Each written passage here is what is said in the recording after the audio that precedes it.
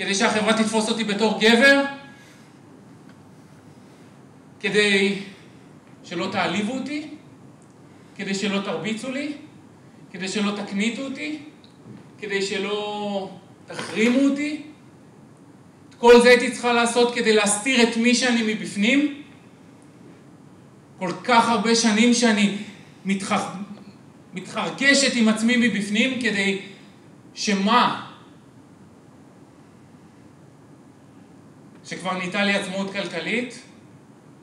הדבר הראשון שעשיתי זה היה לקנות לעצמי נעלי עקב. הייתי קונה לעצמי פאות, החלפתי את פורים, פתאום יש פאות בכל מקום. איזה כיף.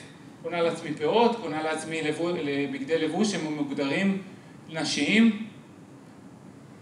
הייתי קונה לעצמי כל מיני איפור, הכל. ואת הכל הייתי מחביאה בתוך התיק ספורט שלי. לצד נעלי עקב, נעלי כדורגל. לצד בגדי לבוש נשיים, בגדי ספורט. לצד כרטיס אדום, משרוקית, כל הציוד שלי, איפור. הכל היה בתוך התיק ספורט. וכשההורים היו הולכים, ישר רצה לתוך החדר, מוציאה משם את הנעלי עקב, נועלת אותם, נעמדת. אולי יום אחד זה יקרה. ומהר מאוד מורידה. מהר מאוד מורידה כי אני מפחדת שחס וחלילה הם יחזרו, אולי הם שכחו משהו בבית, לא יודעת מה, קרה משהו. אני מהר מאוד מורידה, מכניסה את זה לתוך התיק.